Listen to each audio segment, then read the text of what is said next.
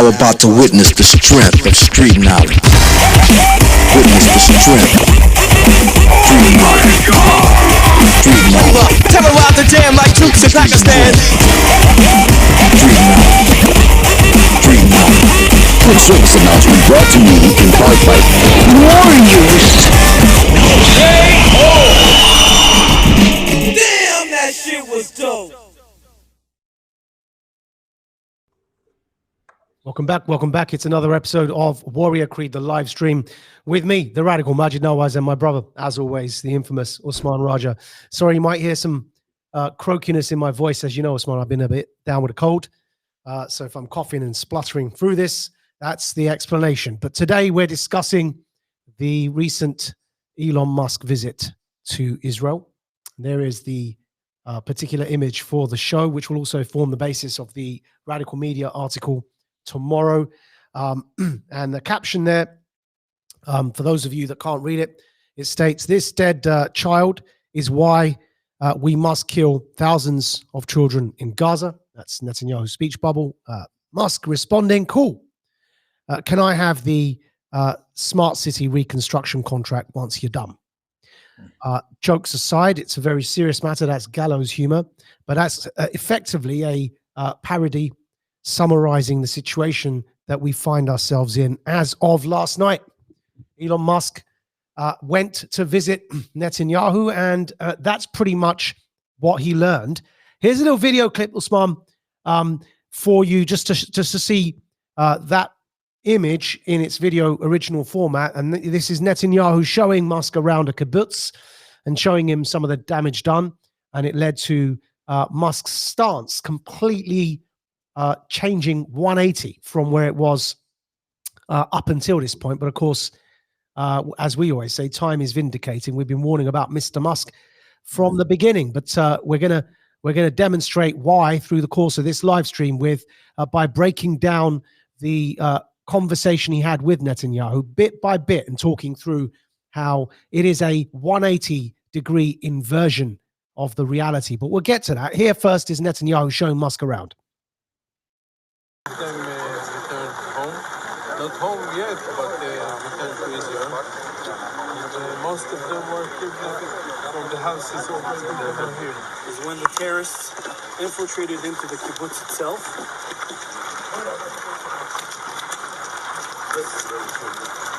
This is the house of Bill. On his way back, he noticed several terrorists that were right over here. It's a symbol in the kibbutz. You have kids inside, the mothers and the fathers run around with them, but it's holding shells, specifically of a Negev, that was used here in order to protect the people.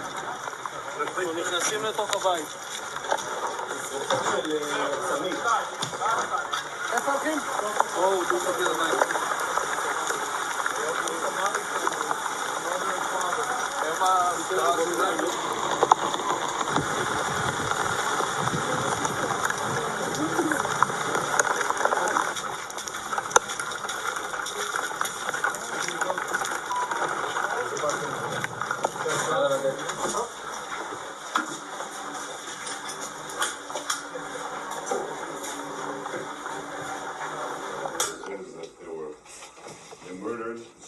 Inside them in order to breach doors or windows. And this is the insignia of the yes, sir.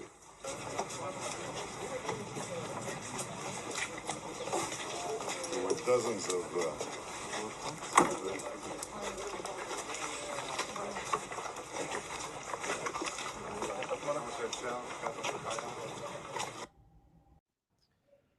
Now, off the back of that tour, which lasted probably about a day, Netanyahu personally showing Musk around the sites that he says were attacked on October the 7th. Now, of course, we, with our regular viewers, have been demonstrating how those October the 7th attacks with receipts were demonstrably facilitated by Netanyahu. It took 7 hours for the IDF to respond. Our point is that appears very much so to have been a stand-down order given to the IDF so that these atrocities could occur. Why would Netanyahu facilitate such atrocities? Go back to the Radical Media article on the subject. Netanyahu facilitated Hamas receipts. It's all there on majidnawaz.substack.com with all the leaked information. Israeli media themselves, such as Haaretz, making it very clear that that has been Netanyahu's policy up until now. And the Israeli public, 94% from the Times, this is the Times of London, 94% of Israelis believe the government was to blame for this current war. Why would they believe? Why would 94% of Israelis themselves believe that Netanyahu's government was to blame for October the 7th? Think about that for a moment. Just ponder it. Why would 94% of the victim population that was attacked on October the 7th believe that their own prime minister is responsible? Just pause for there and think about that. It doesn't make sense unless they believe what we believe, which is that Netanyahu facilitated the attack. There was a stand-down order given to the IDF so that for 7 hours nobody responded. Why? So that he could use that as a pretext to fulfill his plan that he wanted to do anyway, and that is to invade north of Gaza, to reoccupy north of Gaza. Now, that very simple fact that 94% of Israelis also blame Netanyahu for seems to have eluded Elon Musk. And instead, on this trip, he's decided to verbatim adopt Netanyahu's talking points. It's as if somebody switched the chip in his brain. And now the way he's speaking, it's as if Netanyahu himself is speaking, but instead you see Elon Musk's face. And that isn't a surprise to us. We've seen this game before. And yet still we're saying the sycophantic influencers, they continue to bend the knee to Musk, who is their next current savior. We've seen this all before, though. It was done with Fox News, as the commentator there, Chris Ramjatan, says on social media. Musk is Fox News before the 2020 election. Now, of course, we should have known this and seen this coming because, as we stated in Radical Media, Elon Musk appointed the executive chair of the World Economic Forum and executive chair of the World Economic Forum as his new CEO for Twitter. Now, this particular point, you can see they're dated 12th of May, 2023. That's on Radical Media. You go to majidnawaz.substack.com to see that article with all the receipts. But this particular point, keep it in mind that the Twitter CEO comes from the World Economic Forum. That's relevant because of what we're going to reveal Musk has done with Netanyahu in Israel and how he sold out the Palestinians. And that's really what we're going to come to. So let's start by taking a listen bit by bit to the conversation that Musk and Netanyahu had on his Twitter Spaces. And here's the first extract, and we'll comment on them one by one. So here's the first part. So what do you do against an enemy of this kind? Well, the one thing you cannot do is give immunity to the terrorists because they're hiding among civilians. Because if you give them immunity, everybody says they shouldn't be doing this. But effectively, nobody's willing to take the action to make sure that this is not an effective tactic. Because if it is, it'll repeat itself again and again and again. By the way, Hamas says we're going to do it again and again. But it's not only against Israel that they'll do it. This will spread very quickly throughout the Middle East and peril the entire region. From there, they'll go to Europe. And from there, they'll also go elsewhere to America, whom they call the Great Satan. We're just the little Satan. Yes, America's the Great Satan. America is the Great Satan. And this is an Iranian axis. Yes. It's Iran, Hezbollah, the Houthis, and Hamas. Yes. It's all part of that same axis that goes against Israel, the United States, free civilization, and the moderate Arab states. We're all on one side, they're on the other side. There isn't one point in that conversation that Musk challenges Netanyahu. He's done exactly as Jordan Peterson, Osman, you remember, did when he met Netanyahu. It's as if Netanyahu has some form of remote control that he can switch to full speed or slow down whenever he meets these characters. Jordan Peterson did the same thing. He met Netanyahu, was completely bamboozled by him, and then absolutely adopted all of his talking points. Now, what you just heard there is Netanyahu issue a veiled threat. And the veiled threat is that if you don't allow us to destroy Hamas, which, to be honest, is a euphemism for carpet bomb Gaza and kill as many people as is necessary to achieve our objective, whether they're civilian or not, because, hey, we have to destroy Hamas. That's the logic. It doesn't matter how many we kill.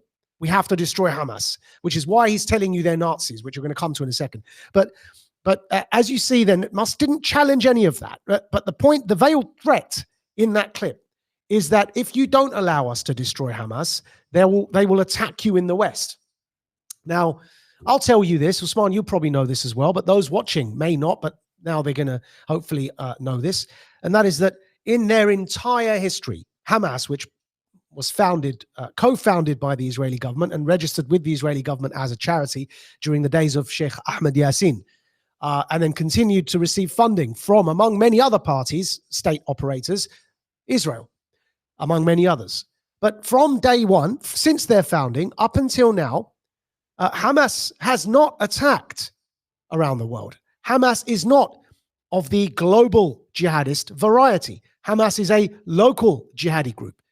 This very dispute is why Al-Qaeda was formed, and the dispute occurred between the Egyptian Jama'ah al-Islamiyya and Al-Jihad al-Islami, led by Ayman al-Zawahiri, who later became the leader of Al-Qaeda.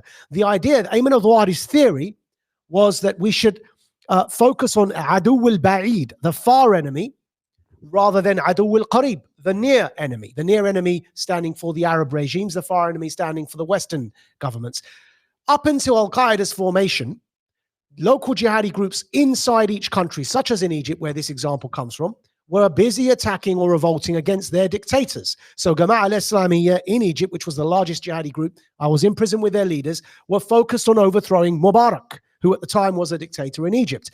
Ayman al-Zawahiri's dispute with them was over this very point, that we should stop attacking Arab leaders and instead attack the West. He called that Adu al-Ba'id, the far enemy, as opposed to the near enemy. Now, Hamas never subscribed to this shift in the jihadi theory that Ayman al-Zawahiri brought about. Hamas, as a result, never joined Al-Qaeda, never affiliated with Al-Qaeda, remained focused on Adu al-Qarib, or the near enemy in that jihadi theory. In other words, Hamas never stopped being a nationalist jihadi organization focusing on the specific problem that they were set up by, co-founded by Israel to deal with, which is the Palestine issue. And so it is likewise, by the way, as people who study, teach, train, and are consumed by this topic for a living, Hamas have never been known to behead babies. It is just absolutely unheard of. It is not the case. There are different strands of jihadi groups, just as there are different strands of communists and socialists. Even within the communist revolution of the USSR, the Bolsheviks fought the Mensheviks and came to power after defeating the Mensheviks. And both communists are not socialists. The socialists are something else entirely. In the UK, we have a legal and well-known party called the SWP, the Socialist Workers' Party. They're not communists. So these are very different things within the same ideological trend, socialism and communism, or generally in the left. Likewise, in jihadism, you have very different trends within that phenomenon. And Hamas do not subscribe to the ISIS doctrine, no matter what Netanyahu tells you. This is war propaganda. It's as simple as that. Look, guys, Osman and I are currently broke. We're not being paid for this show. We're not being paid to speak to you in this way. We're not being paid for the headache of being demonized, sacked, slandered, shadow banned, harassed. We're just telling you how the truth as we understand it, with receipts, with evidence, and with years and years and years of experience working in this field. Hamas does not behead babies, and Hamas does not attack around the world, which incidentally, nor does Hezbollah. Netanyahu mentioned both there, Hamas and Hezbollah. Hezbollah has remained focused in Lebanon, and their issue with how they arose was because Israel used to occupy the south of, used to occupy Lebanon, and Hamas, of course, in Gaza. They've remained focused on their local issues. So this idea, when Netanyahu states that if you don't let us destroy Hamas, that their attacks will resonate across the world, in America, in Europe, it's a veiled threat. The only way somebody who's trained in security issues could interpret that is Netanyahu is stating, if you don't give us permission to do what we need to do, we will provoke attacks in the West. That is basically, frankly, what is being said here. And it isn't without form. Of course, we understand ISIS and how it was facilitated by CIA and Mossad in particular in Syria. This is not without form. ISIS was founded in the jails of Iraq under American occupation, directly under American control. And it was facilitated, again, it spread, facilitated in Syria to destabilize Assad, again, of whom we are no fans. Look up our stance historically on Syria and Assad. It is not a defense of Assad to make clear that ISIS were facilitated to destabilize Assad in Syria and also to destabilize Putin's interests because Assad was aligned to Putin. Just as it's not a defense of Putin to be anti-war in Ukraine. It's the same point. And so this first clip demonstrating that Netanyahu's issuing a veiled threat. If you don't let us do what we want, you will see attacks in the West. And those attacks will be for the purposes of dividing and conquering in our societies. Musk, of course, lapping it all up without any critique whatsoever. Let's move to the next excerpt from the conversation. And this is Netanyahu stating how he would like for the post-conflict situation to develop. I think we have to demilitarize Gaza after the destruction of Hamas, and we have to de-radicalize Gaza, and that will take some time, especially work on the mosques and on the schools. That's where children are, imbibe their values. Yeah. And then we have to also rebuild Gaza, and I hope to have our Arab friends help in that context. Yeah, and I'd like to help as well. So I think it's important to pair firmness in taking out the terrorists, those who wish or intent on murder, and then at the same time to then help those who remain, which is also what happened in Germany and Japan. Exactly right. It's interesting because this is quite a rare thing in history. Usually, the victor pillages the loser, and if you look at it after World War I, the Treaty of Versailles was a big mistake, and it created immense bitterness in Germany, and it's part of what led to World War II. And then World War II, that people realized, listen, we actually need to rebuild the economies, and instead of punishing them. And so, you had the rebuilding of Japan, rebuilding of Germany and much of Europe, and then we've had peace and prosperity for a long time. Now, we're going to come to the Japan and Germany analogy in a moment. And if you noticed in that clip, Musk inserting himself and stating, I'll help you rebuild Gaza, which is perhaps what's really going on here. He's been promised some contracts, perhaps in a very Escobar style, was given the offer of money or lead if he doesn't cooperate. But we're going to come to the contracts in a second. The key thing there that I want to focus on is Netanyahu's claim that he wants to de-radicalize Arab and Muslim societies. Now, first point here is, of course, that is incredibly insulting. But let's put that aside, the assumption that Arab and Muslim societies as a whole are radicalized. But let's instead focus on what causes radicalization in the first place. Let's assume Netanyahu is correct that Arab and Muslim societies are radicalized. Of course, one could argue that so is Tel Aviv right now for murdering up to 11,000 civilians in this bombing campaign, 50% of whom are children. One could argue that so is Tel Aviv radicalized right now. But let's put all of that aside and focus on one thing alone, and that is what causes radicalization. Because as we said in the introduction to this particular live stream, what you're hearing from Netanyahu there to Musk is an inversion of the truth. Because radicalization, again, this is something by now regular listeners and viewers will know, is that this is something that we do. This is something we are consumed with: de-radicalization, rehabilitation, challenging these narratives. And it's a very simple thing to understand that if you try and if you actually do carpet bomb entire cities and areas, then you will radicalize populations. And the reason for that is quite clear, because no amount of of pleading with the population that we try to avoid your civilian casualties. If you've killed 11,000 civilians, 50% of whom are children, and you find, say, the father of one of those babies that's been killed, and keep in mind that there would be around 4,000 to 5,000 children dead. And so around that many fathers and mothers, and perhaps siblings, add those to them, perhaps brothers, other relatives, cousins. That's a lot of radicalized people. For every one child that is bombed and killed from the air in Gaza, how many radicalized individuals do you think your actions have created?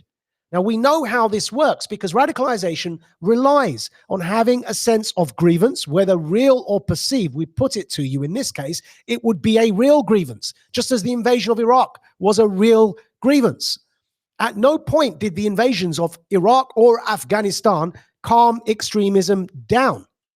Instead, by bombing in this way, all they did was in Iraq, we ended up with, of course, the jihadist insurgency that is now infamous, that later on morphed into ISIS, but began as Al-Qaeda. And in Afghanistan, we spent 22 years, trillions of dollars, with thousands and thousands and thousands of lives lost to replace the Taliban with the Taliban. And the reason that is because anybody that works in counter-radicalization will be able to tell you is that you cannot bomb your way out of an insurgency. If you try and bomb your way out of an insurgency, you will create more and more insurgents. This is basic counterinsurgency doctrine. It is so basic that by now it doesn't even need to be taught. It used to have to be taught, I'd say 15 years ago. But they learned those lessons in Vietnam, but then they relearned them in Iraq. By the time they failed in Afghanistan, it was standard default opinion that you cannot bomb your way out of an insurgency. This was accepted wisdom.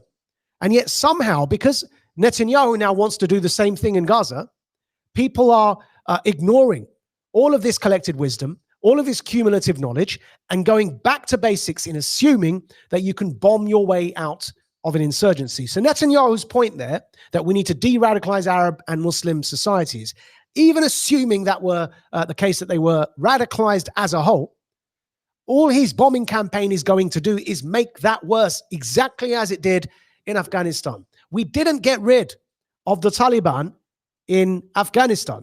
We only allowed them to take power after 22 years of spilling more blood, money, and treasure into that country than most other wars.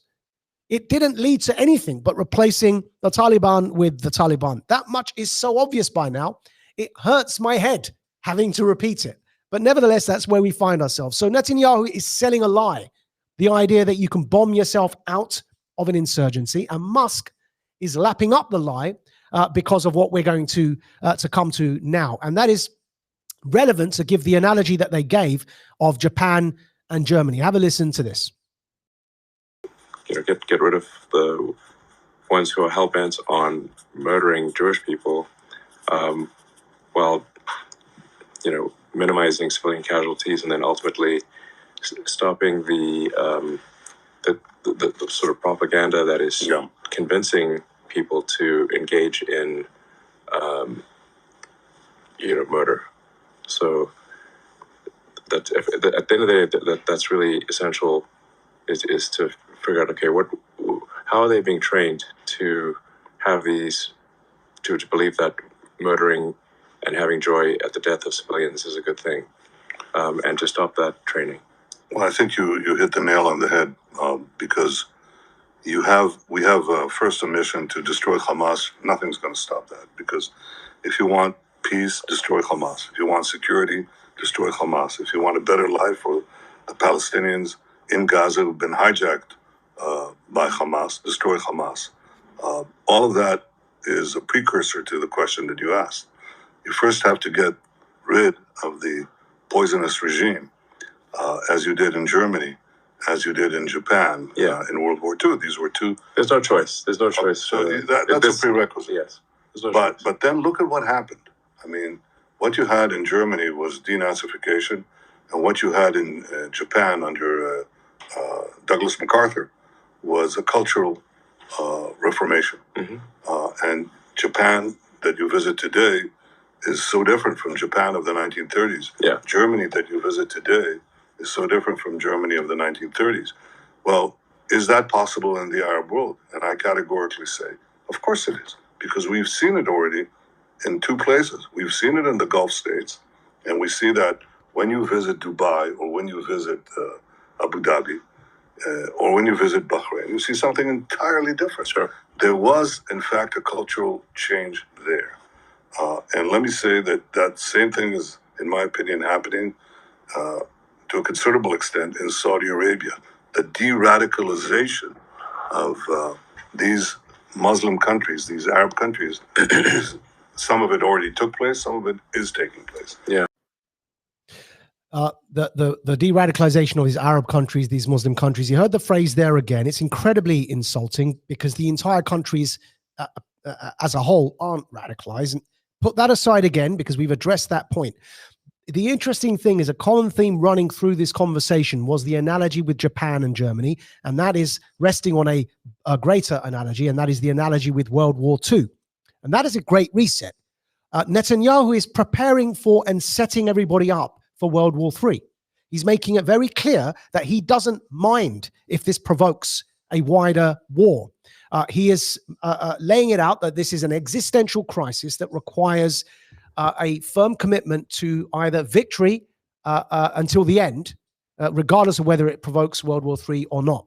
And so that's the idea. But if you look at the analogy he gives with Japan and Germany, and claiming that the same can be done to the Palestinians, that you can mold these societies anew. Of course, the only way that was done is by the complete destruction and occupation, physical occupation of those two countries. One thing they both have in common is in Japan, the evocative analogy Netanyahu's giving.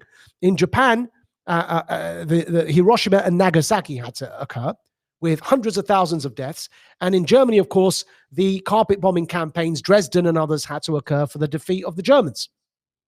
So again, he's setting up Musk and the listeners to so that he can legitimize what he plans to do next. And that is carpet bombing these areas to a point that they are utterly and totally destroyed. And as far as he's concerned, the ends justify the means. We will build something new, like Japan and Germany, through the Marshall Plan, after we have destroyed these societies and the administration that governs them at the moment. Now, keep in mind that build something new after that destruction is very reminiscent of the Great Reset. Build back better. And of course, it's important here in this context, I said, we're going to come back to Musk appointing a WEF CEO, that the person he's talking to, when he wants to build back better, he's speaking to the ideal person that can help him turn that into a smart city. The World Economic Forum 2030 spyware cities, where everything is digitized with passport systems, with digital currency, where everything is monitored and online so that you have absolutely no privacy. He's speaking to the right guy for that dream and for that vision. So is he about to set up Gaza to become a test case for a smart city? Well, have a listen to this next extract where he and Musk pretty much agree that they're going to be involved in the post-conflict reconstruction. For all of us. And we can achieve this future. I think if we beat Hamas, we can go back to peace with Saudi Arabia. I think we can expand the circle of peace beyond anything imaginable. We can rebuild Gaza. We can build development projects that will defy the imagination of the world. But first, we have to win. It's like against the Nazis. It's like against Al-Qaeda. It's like against ISIS. First, you have to win. Yeah, I think that makes perfect sense. Those who are intent on murder must be neutralized. Then the propaganda must stop. That is training people to be murderers in the future, and then making Gaza prosperous. And if that happens, I think it will be a good future. Well, I hope you'll be involved in it. And I'd love to help. And the fact that you came here, I think, speaks volumes of your commitment to try to secure a better future. I wish we had more time. The last time we spoke about AI. Yeah. And I think even here in this short visit, you had a glimpse of the great talents that are available here. There's tremendous talent in Israel. But it's talent that serves the world. It's all these things. You look at your iPhone, a good part of it was made here. You use Waze, was made here. Sure. You eat a cherry tomato, was made here. That's the positive part of the future that we have begun to build, and we'll resume building after this, after we defeat Hamas. Because and the last thing I say is I've never seen the people of Israel, Elon, so united. We have an opportunity to quarrel among ourselves. Our politics are famous for it, and yet here everyone united. Everyone united. I formed a unity government, an emergency unity government. Well, as for that United point, you can see what's up on screen. We'll just remind everybody, as the Times of London reported, 94% of Israelis believe that the government itself was to blame. Netanyahu's government is to blame for this current conflict, and they want him to resign. But putting that aside, that lie that everyone's united behind him, you heard there Musk agreeing to be part of the Build Back Better. It was literally spelled out. Netanyahu saying, yep, we will build a better future for them after we win the war, after we destroy Hamas, his obsession. Destroying Hamas. How did that turn out for everybody in Afghanistan with destroying the Taliban? But nevertheless, that's what he's obsessively focused on, destroying Hamas. And Musk gladly asking and requesting from Netanyahu if he can have a piece of that reconstruction pie, which we put to you is what it's all been about. Musk is a DOD military contractor. He was never your friend. He's only ever been a military contractor. And that is something that we have been trying to make very clear, as in this article makes clear. Elon Musk appoints executive chair of the World Economic Forum as a new CEO for Twitter. That's from Radical Media. Musk wants to help rebuild after the destruction in Gaza to turn it into a 2030 smart city. That's what this conversation was about. He has seen dollar signs and has acquiesced to the demands placed upon him by Netanyahu. Now, considering that, after that conversation, Musk met with the president of Israel, and these talking points that we've just stated were then repeated in that conversation. Have a listen to the three aims that they agree on that they should put forward for Gaza. It's certainly been a day, I would say an emotionally difficult day to see the places where people were murdered. I just did a talk with the Prime Minister, and I think obviously there are three things that need to happen in the Gaza situation. There's no choice but to kill those who insist on murdering civilians. There's no choice. They're not going to change their mind.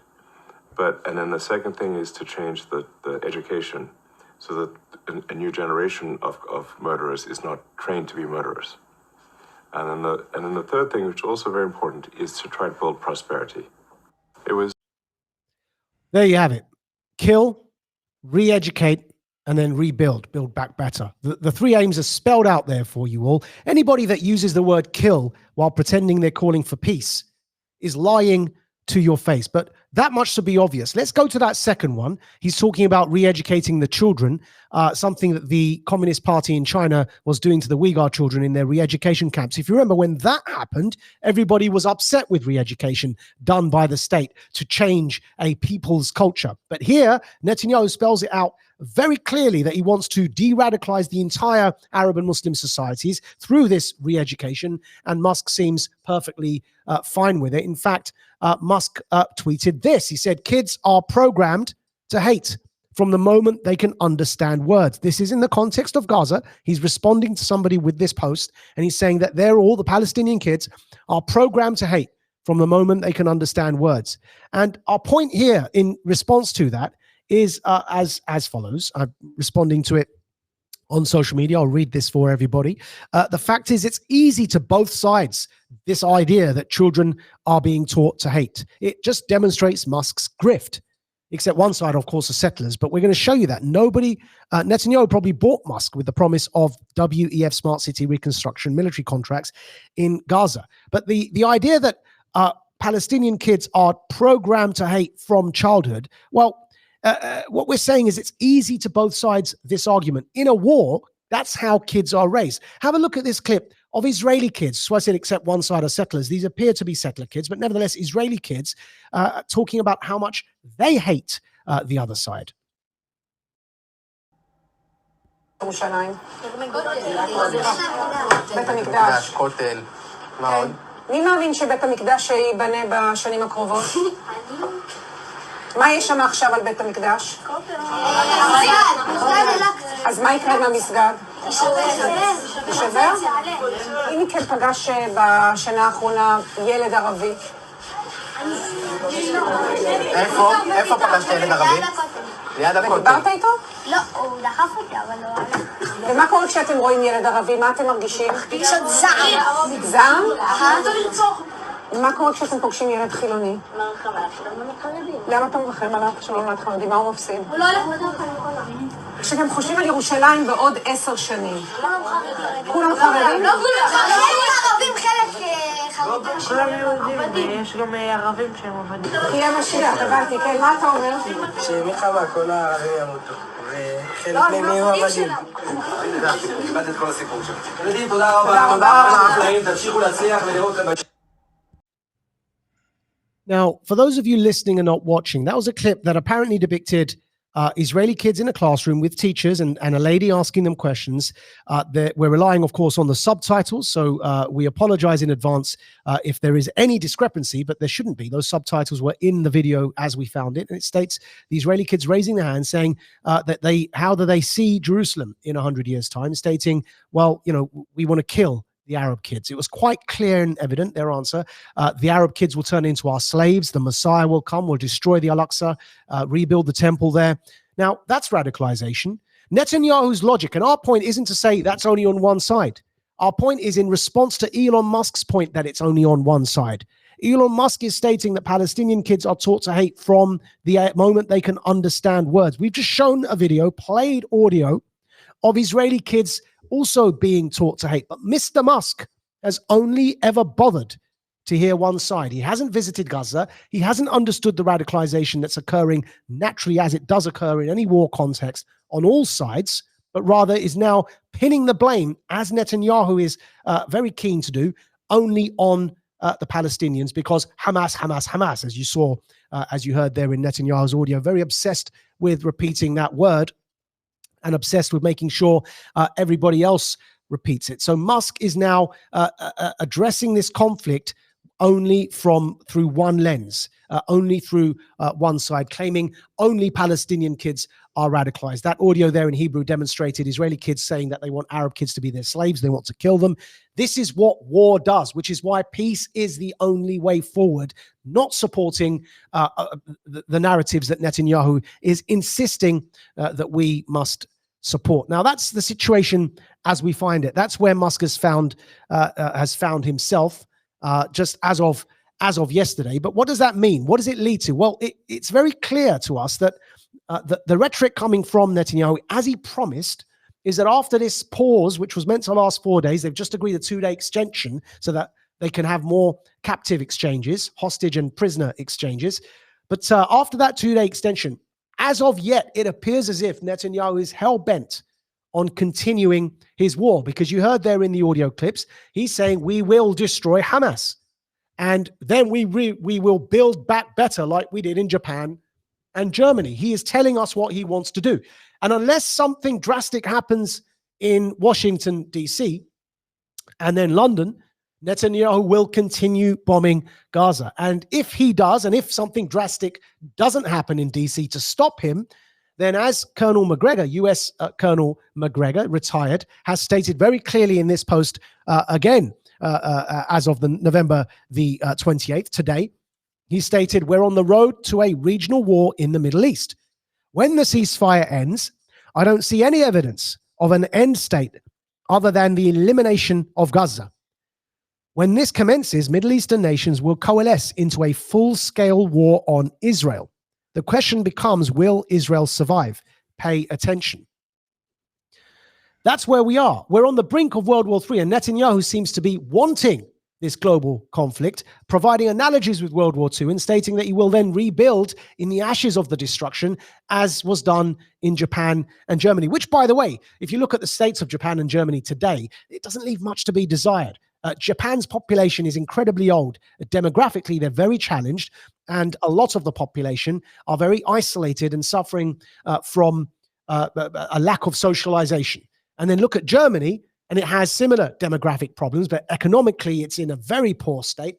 And of course, there's all the social challenges with this very weird woke culture that's emerged, and the German confusion around German society, confusion around these issues such as gender issues and others. These two societies aren't necessarily ideals that should be upheld as to what you do to a society after their defeat in a war. And as Colonel McGregor has stated, it will, if Netanyahu continues, likely lead to a wider war in the region. And it remains to be seen if anything happens in DC to prevent that happening. But already we're seeing leaders around the world emerge that appear to be wholeheartedly, before they've even taken office, paying allegiance to Israel before even their own countries. Last week, we mentioned Argentina. We showed you this image of Argentina's newly elected leader, Milei, raising an Israeli flag. Footage has then since come out of him. He's converted to Judaism. He's sat there with rabbis. Not that converting to Judaism is a problem, but in the context of what we're talking about, it's a bit strange. He's the Argentinian leader-elect, and he seems more obsessed with focusing on Israel than his own country. And then after that, of course, we had the troubles in Ireland, if you remember what happened in Ireland. And we had Conor McGregor rear his head and raise questions around booting out immigrants and all those typical, usual talking points. Those talking points relate. Why is that relevant? Because they relate to what we forecasted on Rogan in the beginning of Feb 2022. We spelled it out, that they are trying to make a global civil war. That was the point we're making. They are attempting to provoke a global civil war. And it will be a war that will involve domestic populations fighting against each other, so that they can then use that as a pretext, this divide and conquer, as a pretext to bring in more and more authoritarian state power. As Elon Musk tweeted himself, Europe appears to be headed for civil war.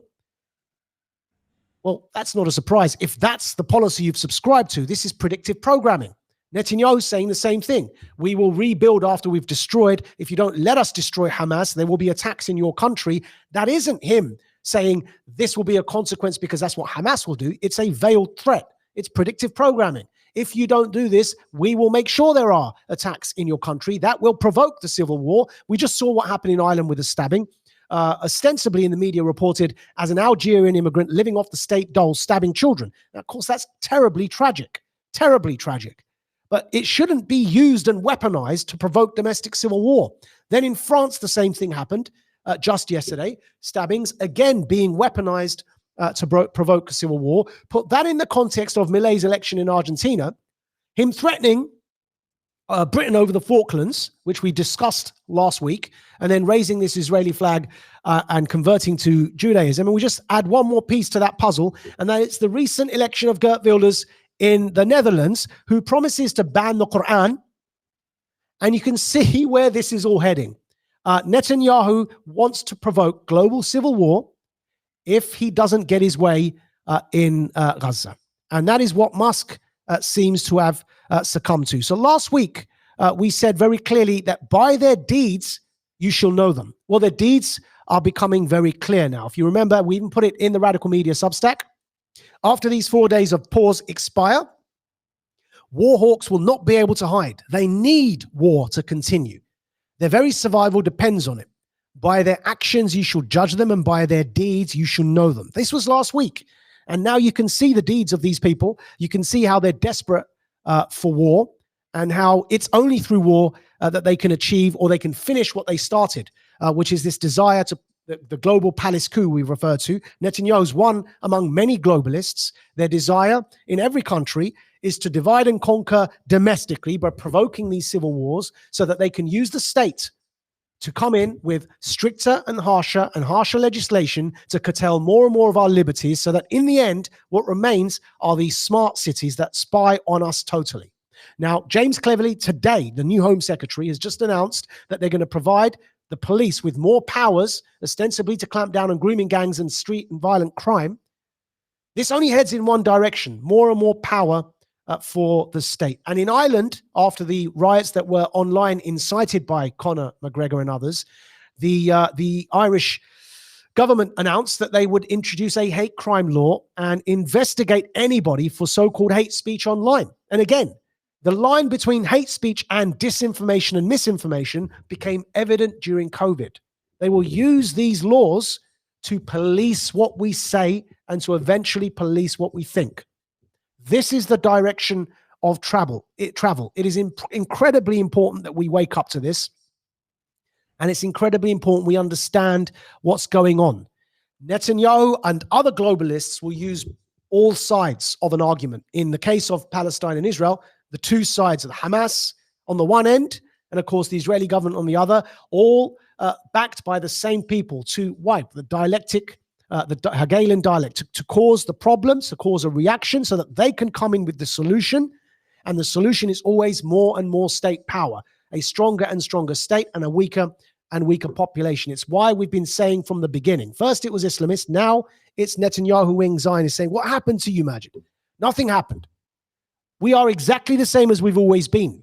What we've done is demonstrate that just as Al-Qaeda and bin Laden were facilitated in Afghanistan by the CIA against the Soviets, just as ISIS was facilitated by the CIA and Mossad in Syria against Assad for their foreign policy objectives, Hamas was facilitated in Gaza so that Netanyahu could achieve his foreign policy objectives. They are two sides to the same Hegelian dialectic coin. It's a trap.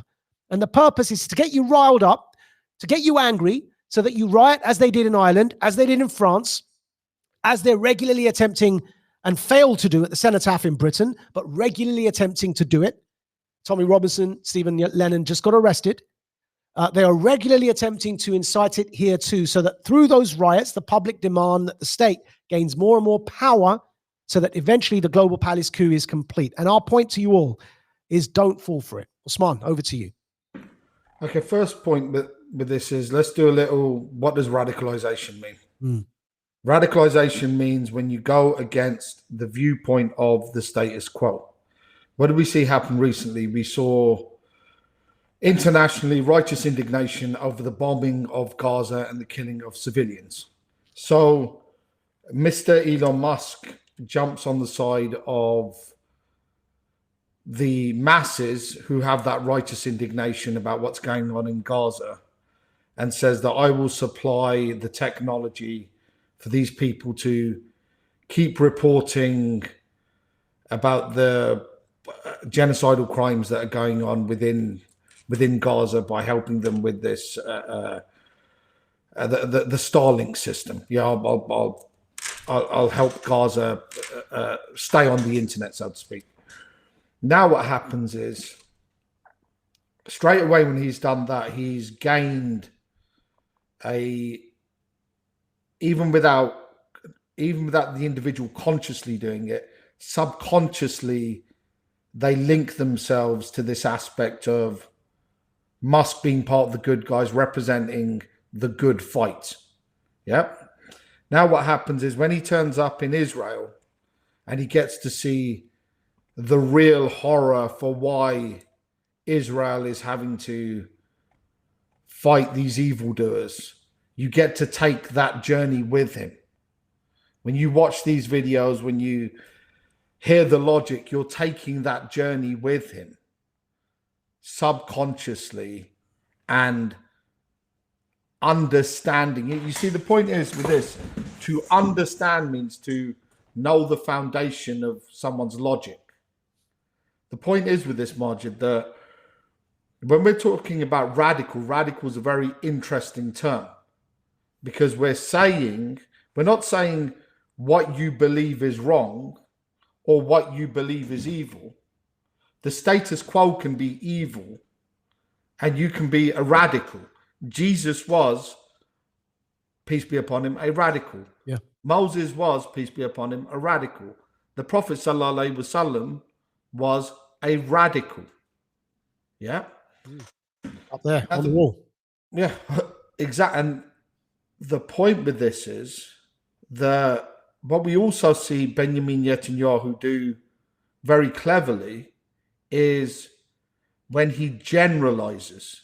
So what we get is there's the obvious generalizations, which we would see as, from our perspective, we would see as idiot logic, but they're not idiot logic because the masses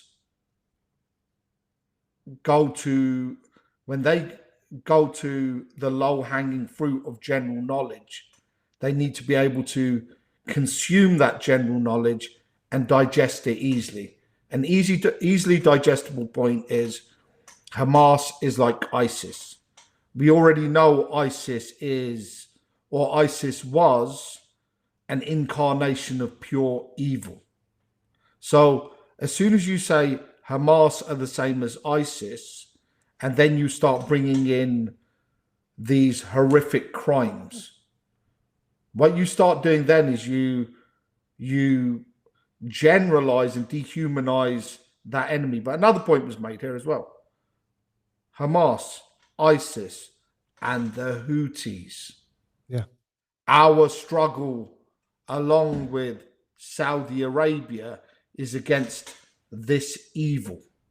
So what you get is you get a collective column that are fighting the same enemy, this fellowship that are fighting the orcs. Yeah, the fellowship that's fighting the evil. They're putting themselves across as the righteous ones. Yeah, we want to rebuild, we want to de-radicalize. Netanyahu's word is children of the light. Yeah, children. Which is what Lucifer means. Yeah, exactly. I was about to, nice. Yeah, see, that's the rabita right there. Yeah. The point being, though, Maajid, that what we've just seen in front of us is we've seen the insanity and theocratic evil of the status quo. Yeah, they're saying, yeah, accept this, accept a 3,000-year-old claim, and this is how we're educating our children. What you saw there was a schoolroom for Zionist children, which when you start watching what's been coming out of Israel recently, and this isn't me generalizing about the Israeli populace, what I'm talking about here is that 20%. Yeah, we always use that figure, which is probably a safe, we always use that 20% figure of the zealous. And then what you have is you have another 20% that's all about a humanistic understanding. And then you have the people in the middle. Yeah, then you have those. But the point being here that there's an acceptable dehumanization, because you have to understand that one thing that we're expected to accept is the colonial logic of a 3,000-year-old claim is something that is rational and logical. But at the same time, when we're watching what's going on in Gaza with mothers, brothers, and fathers picking up their dead children and thanking God that they had their time, that they had that time with their child.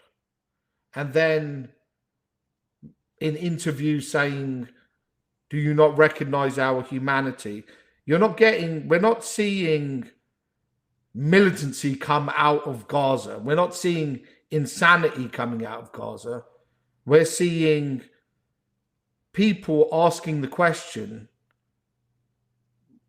are we not human? A very simple question. That's all they've been asking.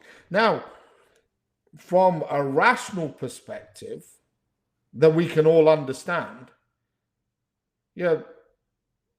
remember, Maajid, we're against all of it. We're problem solvers, guys. No one listening to this, none of those government people, no one, it's a fact, has done more in this field than we have. No one. That's a statement of fact that is backed up with independent research and the world's foremost academics, to the point where we're getting contacted by people who are being released from Guantanamo Bay, and I'm not able to take those cases on.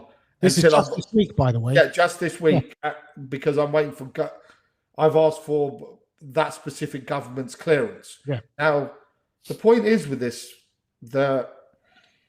what we're seeing with this situation is that even the kibbutz that was attacked. Remember, I'm not justifying this.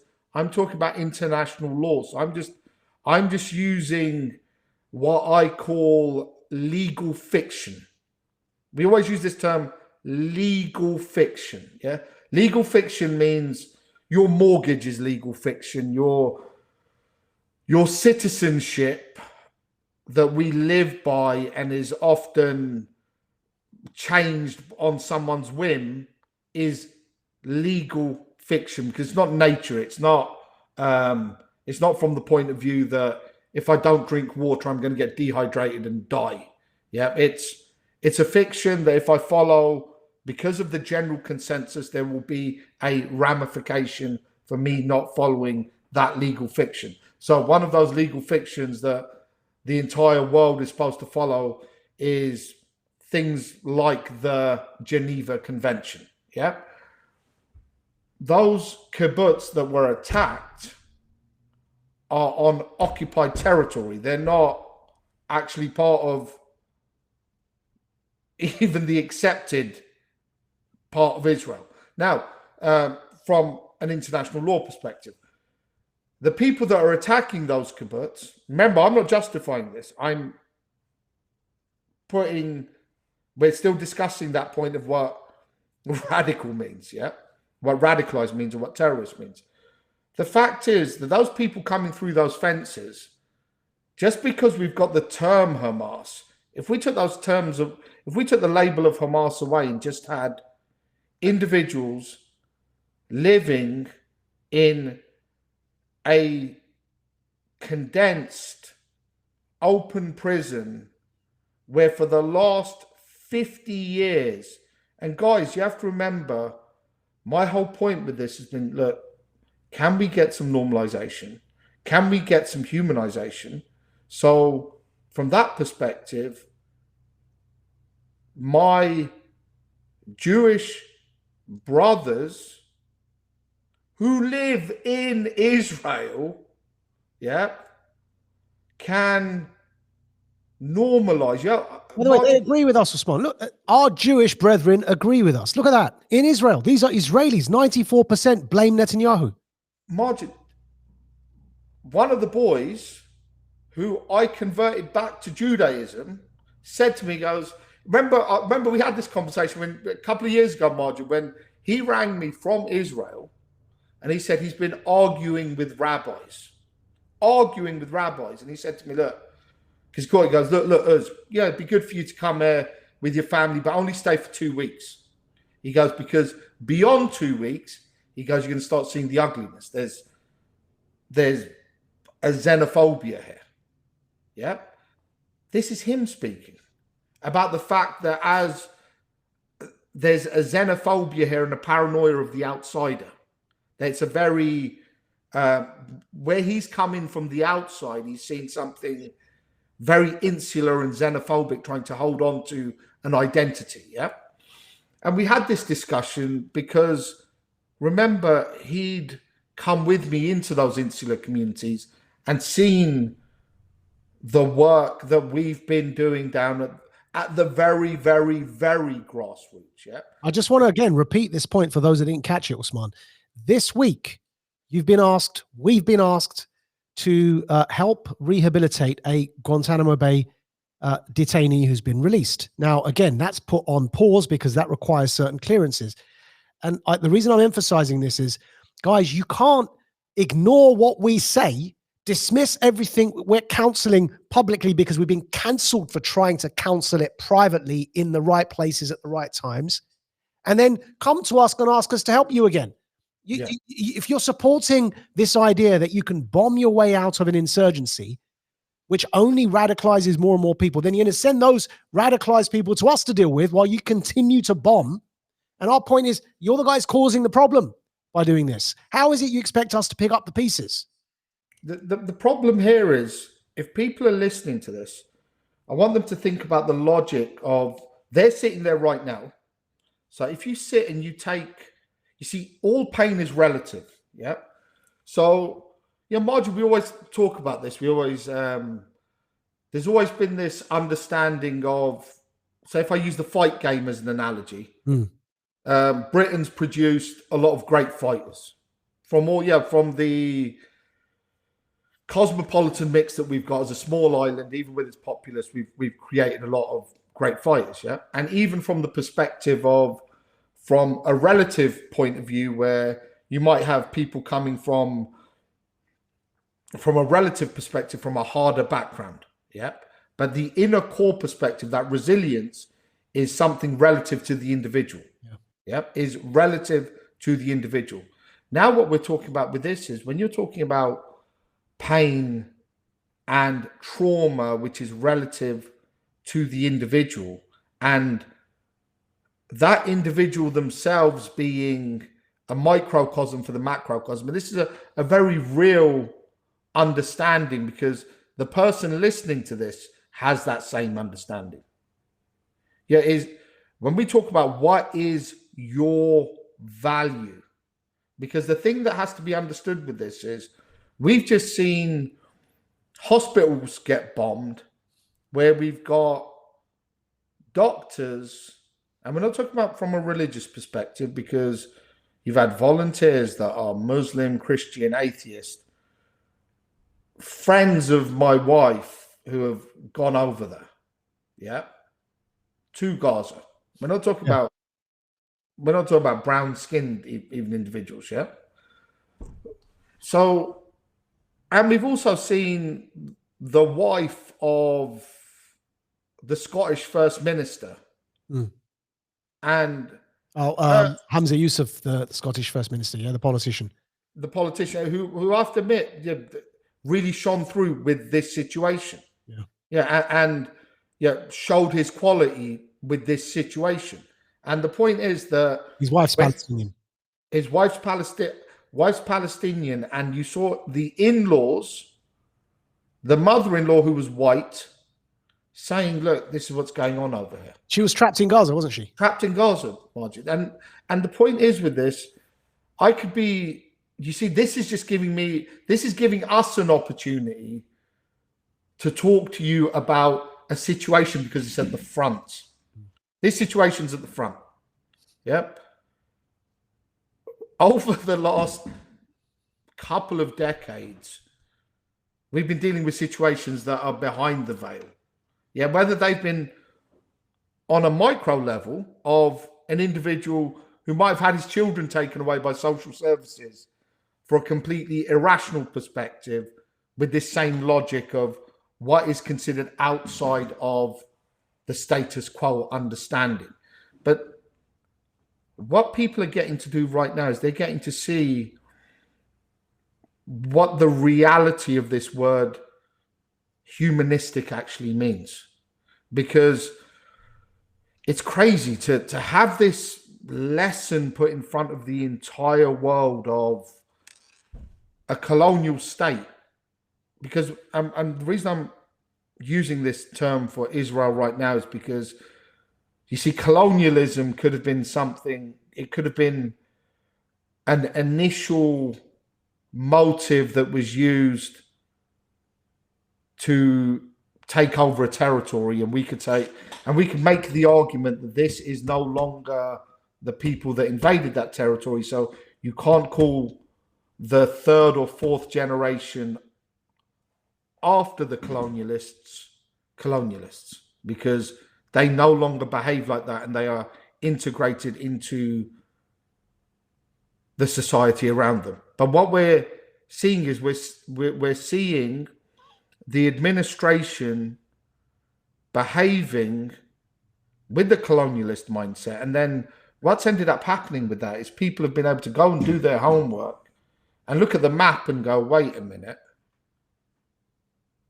isn't this 3,000-year-old Israel, doesn't it include south of Lebanon? So how are they going to take that bit over? So this idea of the south of Lebanon, the Temple Mount, the fact that you've got indoctrination into a very specific sectarian Zionist ideology, which is akin from a Muslim perspective, I would say, of the minority ideology of Wahhabism being pitched as default Islam, which is what we saw happen with the likes of the Robert Spencers and these individuals coming forward and trying to pitch a literal radical, well, I'm using the word radical, a literal reactive understanding of Islam. Vacuous. Sorry, Maajid? Vacuous. A vacuous, transactional, territorial understanding of Islam. Wahhabism, for those who like history, was Lawrence of Arabia, the famous T.E. Lawrence of Arabia's controlled opposition against the Ottoman Sultanate in And you're supposed to give the proper respect, Maajid. I don't like the fact that you didn't give the proper Wahhabist Sheikh al-Islam Lawrence of Arabia. That's what you have to do. You don't want the Saudis getting, you know what I mean? Actually, all set up, Wahhabis, all set up deliberately, by the way, to facilitate the implementation of the Balfour Declaration, which was for the creation of Israel in 1948. Yeah, and because the Ottomans, up until that point, were in Palestine, what is now Palestine. The Ottomans were ruling and governing that area, and the Ottomans get over. And what was the criticism of the Ottomans, Maajid? Too liberal. Yeah. The open societies where, guess what, guys, and you can go and check this out, where homosexuality was decriminalized. That didn't mean they were doing it out in the streets, but what decriminalized means is that it wasn't held as a thing, and so you couldn't get, no one was coming behind closed doors and arresting people, and it wasn't something it wasn't something that was even labeled as that. So it was actually within the Ottoman precincts themselves. They were very liberal from the perspective of the idea that you would climb that ladder of enlightenment because you wouldn't have the idea of curiosity. Just again, if Muslims are watching, to make it very clear, decriminalization on a state level is not the same as tahleel on a religious level. Making it halal isn't what Quran is talking about. He's talking about not making it an offense that the state has to interfere with, which is different to the individual and their relationship with Allah and Tawbah. Just to make that very clear. Because also, my background with Hizb ut-Tahrir, you'll know this, Usman, they accept the Ottoman state as the last bastion of legitimate caliphate, ended in 1924 when Mustafa Kemal Ataturk overthrew it and created the modern secular Turkish Republic that banned headscarves. But that point there, that in 1924 is when my former group, Hizb ut-Tahrir, believed the caliphate ended. In the 1800s, the Sheikh of Islam of that Ottoman caliphate, through his own juristic Islamic reasoning in a caliphate, decided that the chopping of hands of for theft and all of those penal codes would no longer be required because of Shatibi's ideas of maqasid al-sharia. It's a very valid, legitimate, classical usuli idea, usuli concept. The idea that if we've eliminated theft to a point where this deterrent is no longer required, we don't need to implement the actual vacuous, literal element of it. The Sheikh of Islam of the caliphate that even Hizb ut-Tahrir accepts as a legitimate caliphate conducted that ijtihad on behalf of the Ottoman state. And that's the state that was overthrown by the Wahhabis, who till today lash people and whip people, facilitated by Lawrence of Arabia. And people don't know that history. Yeah, people don't know this history, and they don't know the fact that what we're sitting with right now is a post-Lutheran literal interpretation of faith worldwide, but the theocratic understanding of whether you want to, the isms of Islamism, Zionism, all of this, and the very literal implementation that's there is something that is Northern European and modern. And this is why it's so insulting that Netanyahu said de-radicalize Arab and Muslim societies. It was Lawrence of Arabia and others that radicalized them through Wahhabism in the first place in order to overthrow and destroy the Ottomans in World War I. The Ottomans lost World War I, that state collapsed. What replaced it in the Hijaz in Saudi Arabia were the extremely literalist, vacuous Wahhabis, as I say, who till this day lash people for blasphemy, amputate limbs.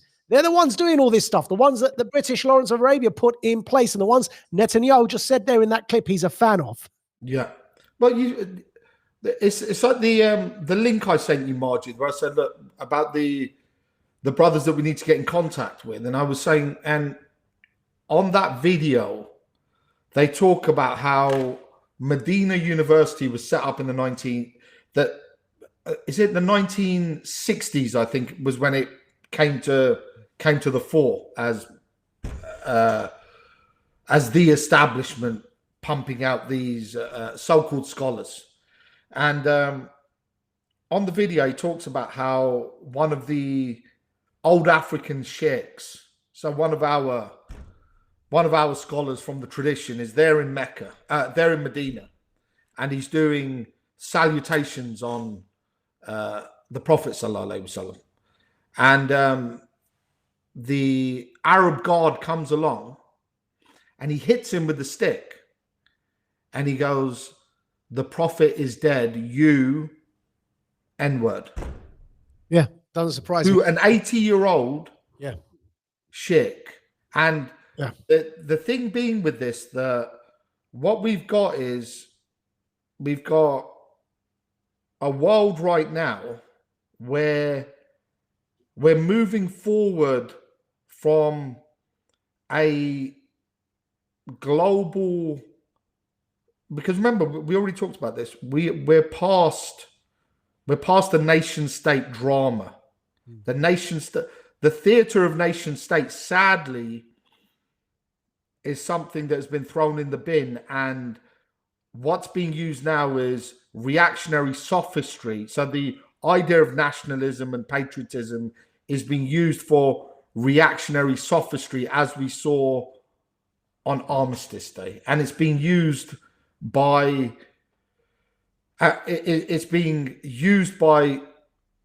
from that corporate interest perspective, but also the characters have been set up. So characters that we know, characters that we've had dinner with and tried to advise, Maajid, who have then. Oh, listen, Stephen Lennon got arrested. Yeah, let me just spell it out openly, candidly. He got arrested. As we said before, I'll say it again. Prior to this all kicking off, I had booked a long form radical premium podcast with Stephen, Tommy Robinson, aka 1.5 hours, like we've done with Tesla, Dr. Tesla and others. It's a prestigious long form conversation, serious interview.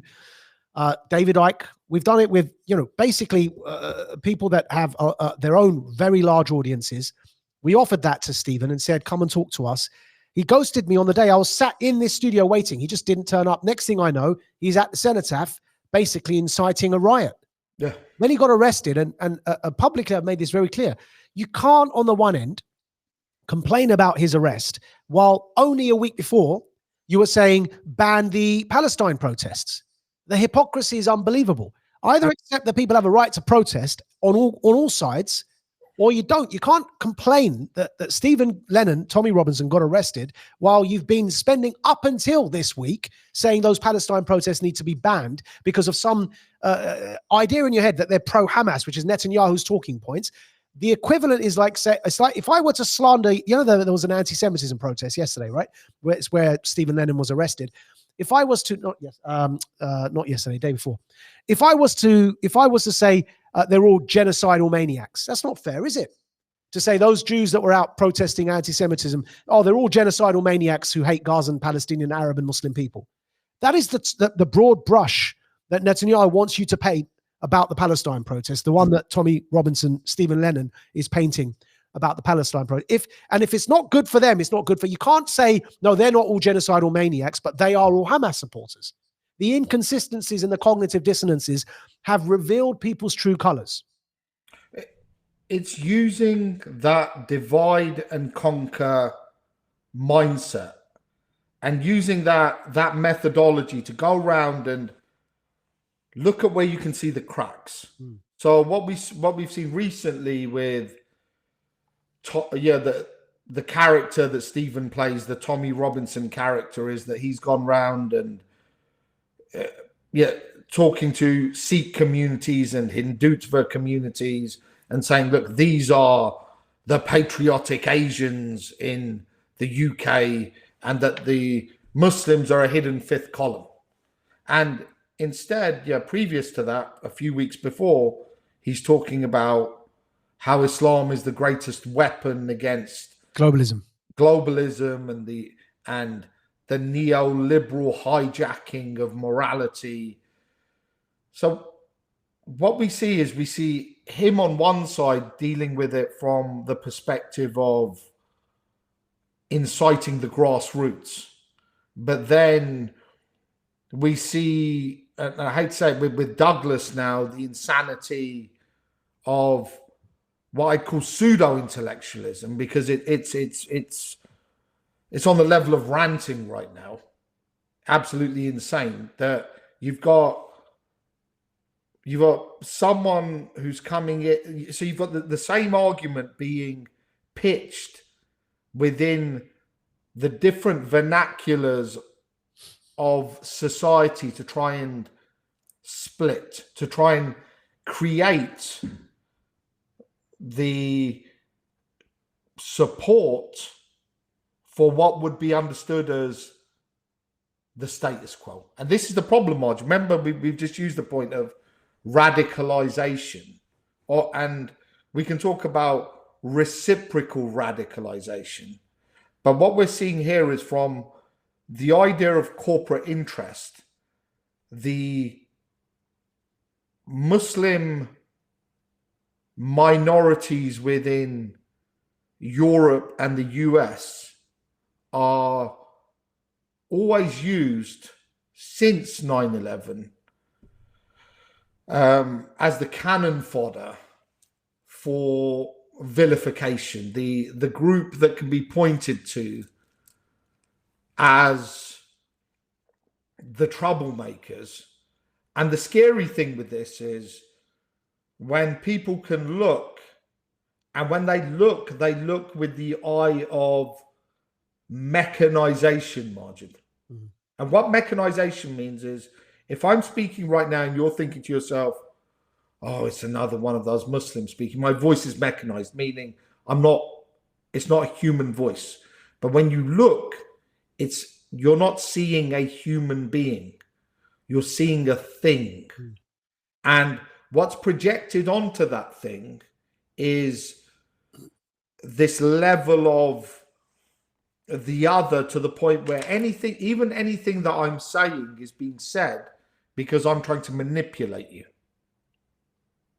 So what then ends up happening is you validate yourself by being against the other. And you have to remember now you've got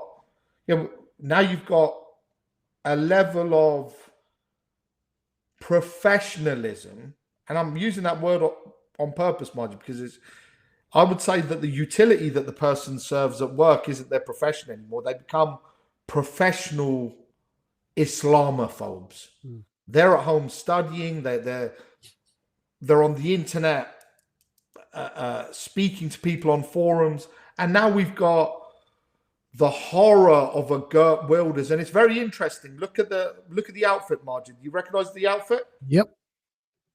Do you want to say? Well, I mean, go for it. Go for it. He's gone for even the blonde hair. Subconsciously now, he's gone for the red tie, the suit. It's supposed to be the Donald Trump traditionalism outfit. Blonde hair. Yep. So what he's presenting is, look, make Holland strong again. Once again, using the concept of traditionalism which one of our teachers actually formalized. Rene Guénon was the founder of traditionalism. But what do we see now? Who Alexander Dugin states he learned it from Alexander Dugin and Steve Bannon. Yep. And Rene Guénon ended up accepting traditional Islam, living the rest of his days out in Egypt. And look it up. Look it up. Yeah, this is the thing. But the point is now, Maajid, that with Holland and the populaces that you have there in Holland, which once again, why is it that Geert Wilders has been able to come out and even take that power? It's because, like Muslim minorities everywhere else, they generally get on with life and they don't really vote. They don't really get politically involved. Remember, we were the first ones to get behind the veil and even get. Remember when we got onto that plateau and we were like, so you're telling me there's never been a Muslim talking about what's going on, standing here for the last however many years, and it was like, yeah, there's never been a Muslim here doing this, and you're like, oh my god. Bro, even think about it. Mainstream political commentator like I was on LBC hadn't been done before. People don't realize the barriers we broke in doing that work. It's that new. But this is the point now, that what people think is happening, the facade that comes across with this is the same as what's happened with Gaza, where people think that, why didn't the Palestinians vote out Hamas? I was like, your delusional state of understanding of even the concept of liberal democracy itself. And you have to remember, I'm not someone who's arguing against democracy. Don't get me wrong. I'm not an anarchist, a communist, an Islamist. I'm not coming from that point of view. What I'm saying is, realistically, as we've seen with what's happening to Britain, these aren't the people that we voted in. And also, these people don't have the interest of us as British citizens at the front of their minds. Hence, we're buying energy from France. The current Prime Minister, to make it very clear, of Britain, Rishi Sunak, was not elected by the public, was not elected by his Conservative Party, of which he is leader. He was completely unelected after a coup against Liz Truss, who was the Prime Minister, elected internally by the Conservative Party, ended up being the shortest ever Prime Minister in the country's history, because Global Finance wanted her out and they replaced her with the candidate from Global Finance, former Goldman Sachs banker Rishi Sunak. Up until today, the Prime Minister of Britain hasn't been elected neither by the public nor by his party. And what that means then is that if we're seeing that in Britain, when people are talking about Gaza, and I have to laugh, Maajid, because when I've had these conversations with people, I've said, look, it's absolutely ridiculous. You're talking about it from the point of view of you're living in a town in Sicily that's run by the mafia. Yeah. And you've come into that town and you've said, well, we could get the milk run done quicker if someone got the mafia out. And you're like, it doesn't, we really don't understand, do you? You don't understand how things work over here. It's like you're in New York, you don't like the cuts that Mayor Eric Adams is making. Hey, let's just vote in a Republican to run New York, as if that's, or San Francisco or LA and California. Yeah. I have absolutely no clue about the social context in those states.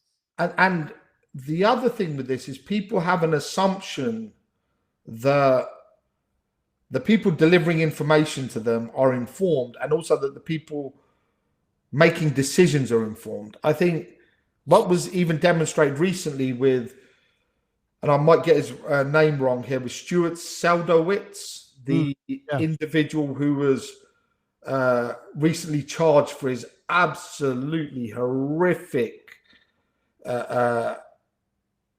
racist comments given to a poor street vendor. street vendor, and it shows you, once again, it shows you that level of dehumanization, because Obama's former national security advisor.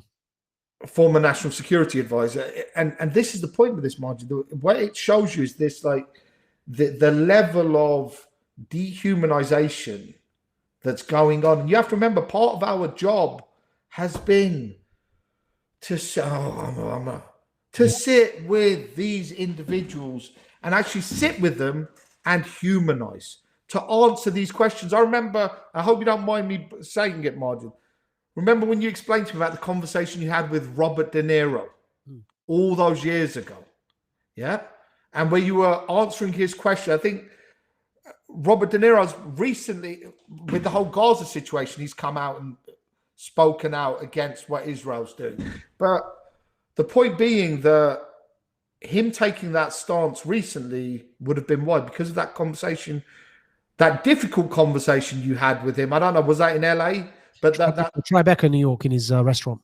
Yeah, that conversation would have been, Maajid had to plant the seed, because before that, he was believing the Robert Spencer hype. And what people don't understand is that not everyone is informed in the same way they are, in terms of whether it's about the rest of humanity.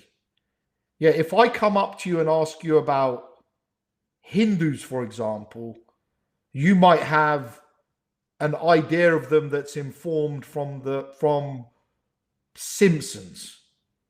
Yeah, where it's shopkeepers that worship idols and are very simplistic. Yeah. So what ends up happening is we have these very simplistic, generalized views of the other, and we wait for our chosen media to change those viewpoints. And what we've seen happen, and what we've informed you about today with that interaction between Musk and Benjamin Netanyahu, was exactly that theater play, where once again your mindset has been hijacked by a character.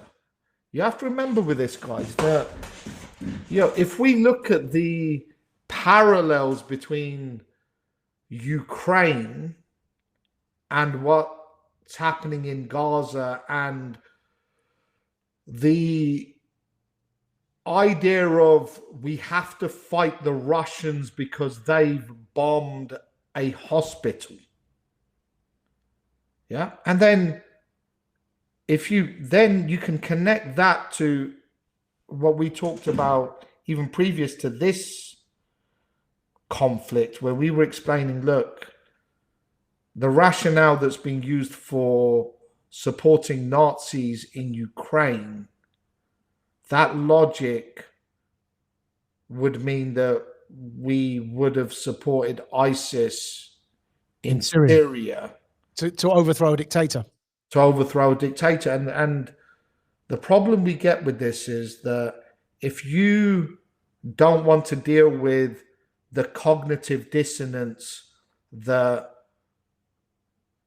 seeing a double standard brings out, because what that then does is, as soon as that cognitive dissonance comes in, you become a political activist. Even without wanting to be a political activist, you understand the fact that the structure that you're living within is not solid. You start realizing that, wait a minute, the interest rate just jumped from 1% to 9% in a few months. So that means that there is no idea of permanence and planning within this reality, which then takes you back to a two-year span where you were stuck at home.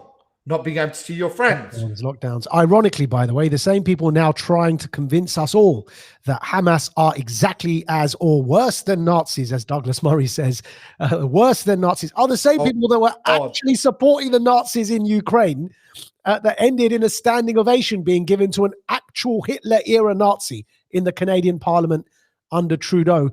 Those guys supporting actual Nazis in Ukraine, the Azov Battalion, and actually also on the side facilitating ISIS in Syria, now want us to suddenly be against what they believe are Nazis in the form of Hamas. It's absolutely unbelievable. But Osman, we've got to go. I've got a hard exit. I've got to get to another commitment, which is also very important. But I'm just going to ask you again, as usual, any last words before we call it for today? In the famous word, the famous words of Flavor Flav, don't believe the hype.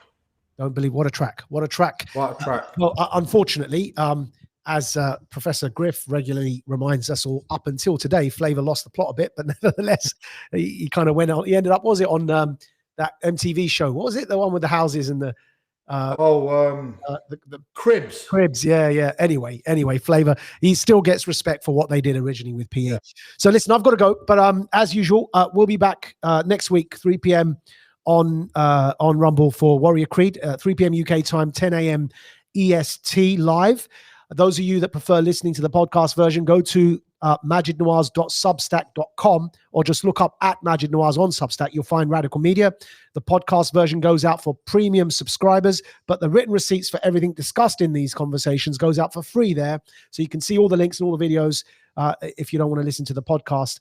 Otherwise, if you want to listen for free, you can find this permanently on Rumble, this particular live stream. So all options are available, and we'll see you next week, folks. Thank you very much for tuning in. This is Warrior Creed. Thanks, Osman.